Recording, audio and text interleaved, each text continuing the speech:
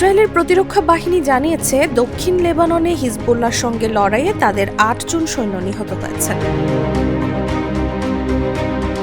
এছাড়া আরও ৭ সেনা সদস্য আহত হয়েছেন বলেও জানানো হয়েছে।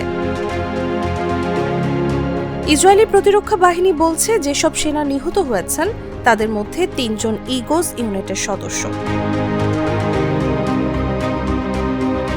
লেবাননে আক্রমণ শুরু করার পর প্রথমবারের মতো ইসরায়েলি বাহিনীর একসঙ্গে এত সেনা নিহত হয়েছে। লেবাননে হিজবুল্লাহ ইরানের প্রতিরক্ষা ঢাল হিসেবে কাজ করে আসছে বলে দাবি করেছে ইসরায়েল। ইরানের পরমাণু স্থাপনাগুলো আক্রান্ত হওয়ার মতো পরিস্থিতি তৈরি হলে হিজবুল্লাহর ভান্ডারে থাকা অত্যাধুনিক অস্ত্রগুলো প্রতিরোধের কাজে লাগাত তারা। কিন্তু যুক্তরাষ্ট্র এবং ইসরায়েলি কর্তৃপক্ষের বক্তব্য অনুযায়ী গত ২ সপ্তাহে এই সশস্ত্র গোষ্ঠীর অর্ধেক অস্ত্র ধ্বংস করা হয়েছে। একই সঙ্গে তাদের শীর্ষ নেতৃত্ব শেখ হাসান নাসরাল্লাহ নিহত হয়েছেন এবং লেবাননে প্রবেশ করেছে ইসরায়েলি সেনারা। তবে লেবাননের সম্মুখ যুদ্ধে ইসরায়েলি সেনাদের প্রতিহত করার দাবি করেছে হিজবুল্লাহ। বুধবার ২ বার মুখোমুখি লড়াই হয়েছে বলে জানিয়েছে তারা। হিজবুল্লাহ বলছে এগুলো যুদ্ধের প্রথম পর্যায়। লেবাননের রাজধানী বৈরুত সহ বিভিন্ন এলাকায় হামলা চালাচ্ছে ইসরায়েল। বুধবার ফের বিমান হামলা চালিয়েছে ইসরায়েলি বাহিনী। এতে কমপক্ষে ৪৬ জন নিহত হয়েছেন।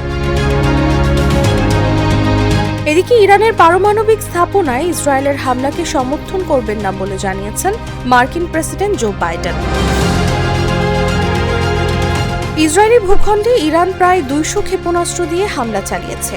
এর প্রতিশোধ হিসেবে ইসরায়েল ইরানে হামলা চালাতে পারে, তবে সেটা যদি ইরানের পারমাণবিক স্থাপনায় হয় তবে তার পক্ষে নন বাইডেন। গত মঙ্গলবার ইসরায়েলে হামলা চালায় ইরান। এরপর থেকে ইরান এবং ইসরায়েলের মধ্যে নতুন করে উত্তেজনা শুরু হয়েছে।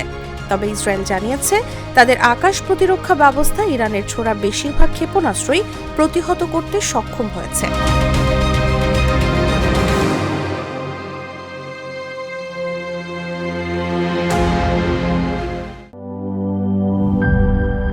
Cheer up! চলো পুরাই খুশি নতুনের সাথে তুলে নিয়ে হাতে Cheer up! Oh oh cheer up! Oh oh cheer up! চুমুকে চুমুকে enjoy the life চলো পুরাই খুশি তুলে নিয়ে হাতে